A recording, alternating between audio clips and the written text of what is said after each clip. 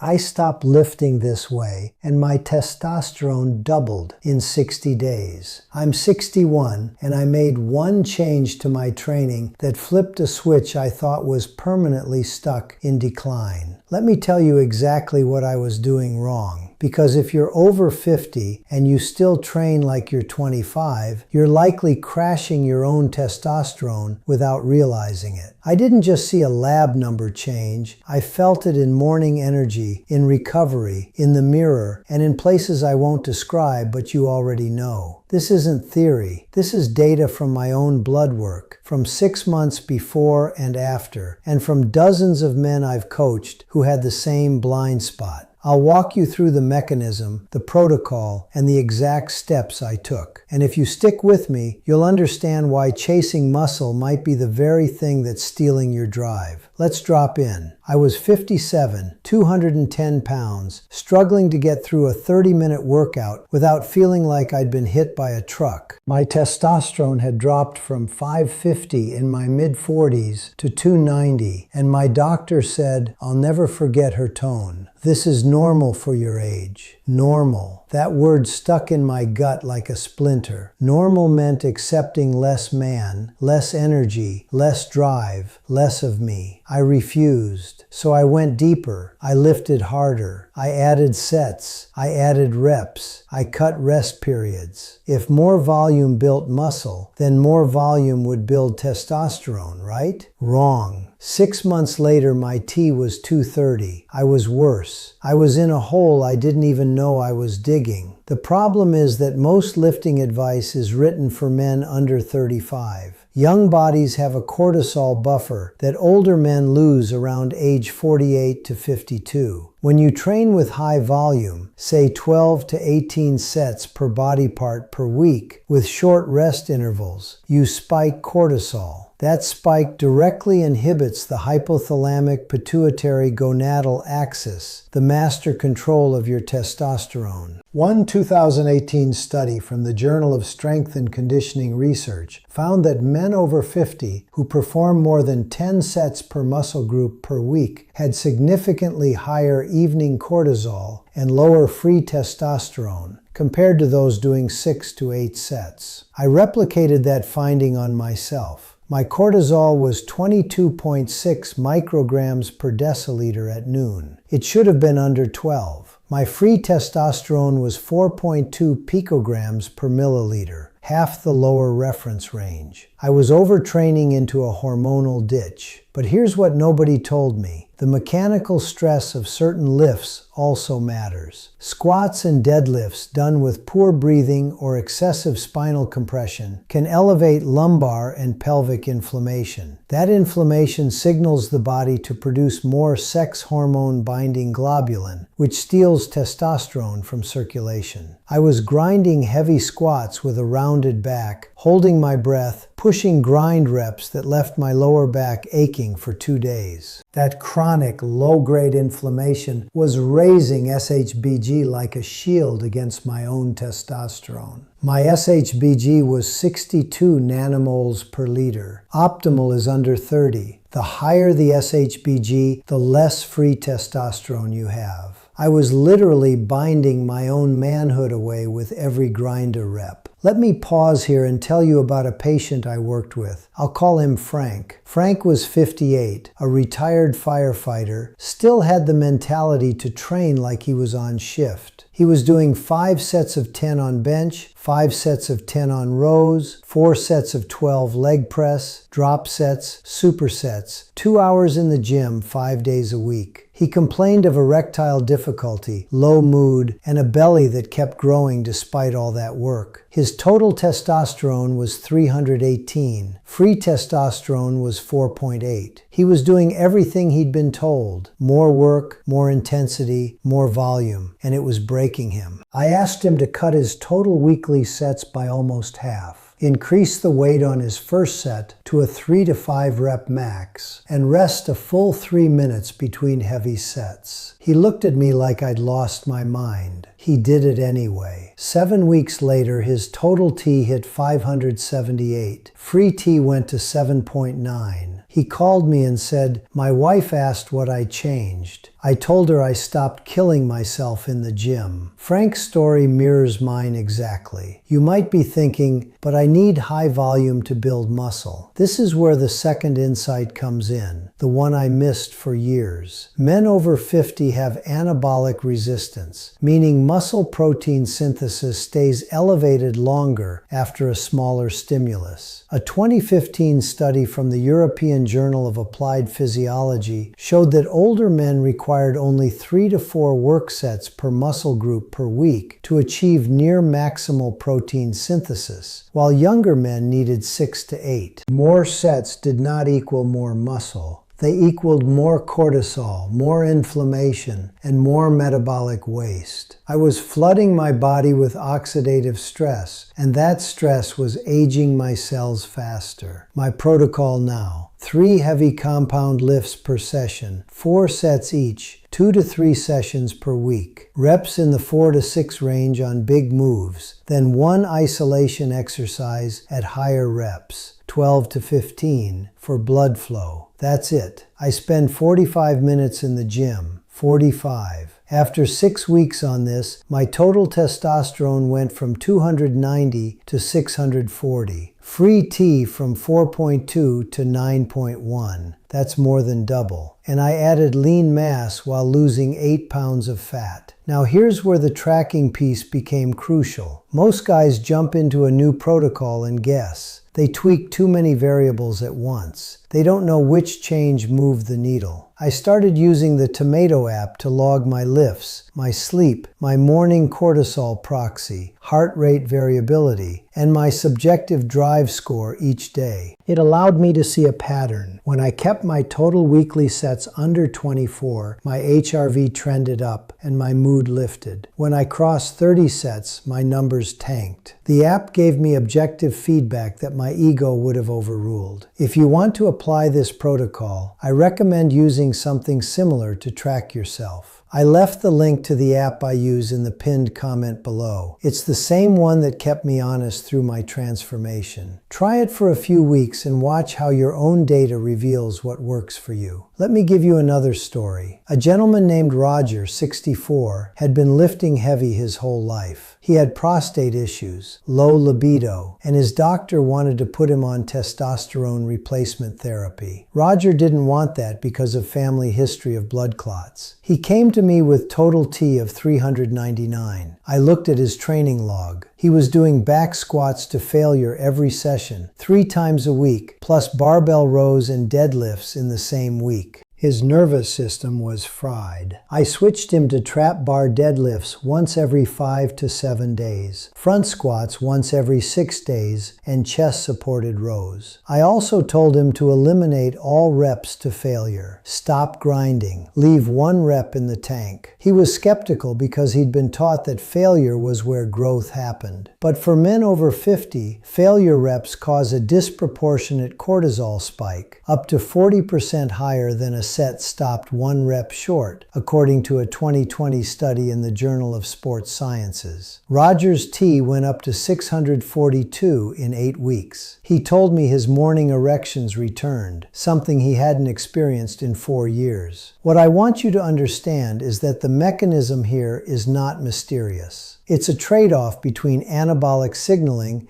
and catabolic load. The older male body has a narrower window of productive stress. Too little and you don't stimulate anything. Too much and you trigger a cascade that destroys what you're trying to build. The sweet spot is about 3 to 4 high-quality sets per major pattern per session, with 2 to 3 days of recovery between sessions for the same muscle group. And recovery is not just rest, it's active parasympathetic activation. After my workouts now, I do 5 minutes of box breathing, 4 seconds in, 4 hold, 4 out, 4 hold. That brings cortisol down quickly and shifts the hormonal balance back toward anabolism. I also take a cold shower, 3 minutes at 50 degrees Fahrenheit, which increases norepinephrine and improves sleep quality. Those 2 steps alone added 40 points to my total testosterone within 2 weeks based on my blood work. Let me address the elephant in the room. What about cardio? cardio. Many men over 50 do hours of steady-state cardio, thinking it protects their heart and helps them burn fat. But long-duration cardio also raises cortisol. In a 2017 study from the Journal of the International Society of Sports Nutrition, men who ran more than 30 miles per week had significantly lower free testosterone than those who ran 10 miles per week. The key is to use high-intensity interval training sparingly, once or twice per week, sessions under 20 minutes, and keep steady-state cardio to 2 30-minute sessions. I do one HIIT session on Saturday, 20 minutes including warm-up, and one 30-minute brisk walk or incline walk on Tuesday. That's it. More cardio was stealing my testosterone and replacing it with catabolic enzymes. I saw SHBG drop from 58 to 29 when I cut my running from 4 to 6 miles per day to 3 miles twice per week. Now let's talk about the third factor that most men miss: intraset breathing. When you lift, especially during compound movements, you need to create intra-abdominal pressure. But the way you breathe changes your nervous system. If you hold your breath through a heavy rep and then exhale forcefully at the top, you spike blood pressure and activate the sympathetic nervous system, fight or flight. That combination, repeated 20 or 30 times per session, trains your body to stay in a chronic stress state. I noticed that when I switched to a technique called rib shearing, inhaling into the side of my rib cage during the eccentric, holding the breath during the concentric, then exhaling slowly through pursed lips at the top, I felt calmer after the set. My HRV tracked higher on days I used that breathing. The app I mentioned lets you log the quality of your sets and your post-workout state. I could see clear correlation. Good breathing equals better recovery equals higher drive score the next day. It's that simple. What about frequency? If you lift heavy and low volume, how often should you train each movement? I train each compound lift once every 5 to 7 days. That gives enough recovery for full central nervous system adaptation. I do ABC rotation. Monday heavy squat plus horizontal pull plus hip hinge. Wednesday heavy bench plus vertical pull plus core. Friday heavy deadlift variation plus overhead press plus grip. Each session has one heavy pattern, one secondary press or pull, and one accessory at higher reps. I never do more than one heavy lift per session. The nervous system cannot recover from 2 heavy stimulus within the same workout after 50. I learned that the hard way after a month of trying to squat and deadlift on the same day. My testosterone on that cycle dropped to 270. My sleep fragmented and I felt irritable. After splitting them, everything reversed. Let me give you a fourth story. This one about a man named Henry, 62, who was a competitive powerlifter in his youth and wanted to reclaim some of that strength. His T was 344. He was doing a 5-day Texas method, heavy Mondays, volume Wednesdays, light Fridays, with lots of back-off sets. I asked him to switch to a 4-day upper-lower split, where each segment has 2 heavy sets, 1 back-off set, and no more than 3 exercises per day. He did that for 5 weeks, and his T came back at 528. He also set a new deadlift PR, 385 pounds, at age 62. He said, "I only lifted half as much and got stronger." That speaks to the central point. Older muscles don't need more volume. They need more time for adaptation. The hypertrophy happens in the recovery window, not in the gym. If you crowd that window with too many sessions, you block the adaptation. I want to give you 2 bonus tips you can use starting tomorrow. First, eat 3 whole eggs and a cup of yams within 90 minutes post-workout. That combination provides high-quality protein and enough carbohydrates to replenish glycogen without spiking insulin too much. Insulin sensitivity declines after 50, so you want to blunt cortisol with carbs, not pile on fat. The yams give slow-release glucose that supports the liver's production of IGF-1, which is a powerful anabolic hormone. Second, 30 minutes before bed, do a walking meditation. No phone, no music, just slow steps outside if possible. That session of low-intensity movement in darkness shifts the body into parasympathetic tone and drops cortisol even further. I saw my sleep quality improve by 23% in 1 week of doing this, and my morning testosterone measure increased by 12%. These small levers add up fast. Let me close by returning to that word normal. I was told my low testosterone was normal. It wasn't. It was a symptom of a broken training approach. When I stopped lifting the way the average program told me to, when I stopped grinding, stopped chasing volume, stopped ignoring my nervous system, my body responded like a man 10 years younger. My energy returned, my mood stabilized, my libido came back, and my strength actually increased. The protocol I just gave you is what I used. I'm not a doctor, but I'm a man who lived through this and tracked every variable. If you're over 50 and feeling less than what you know you can be, ask yourself, is your training respecting your age or ignoring it? Make the shift. Your testosterone is waiting. If this video helped you see something differently, subscribe to the channel. I share new strategies rooted in data and real experience every week. And as I mentioned, the tracking app that made my protocol measurable is linked in the pinned comment below. Check it out if you want to apply these principles with precision. Thanks for hanging with me. Go lift something heavy, but stay smart about it.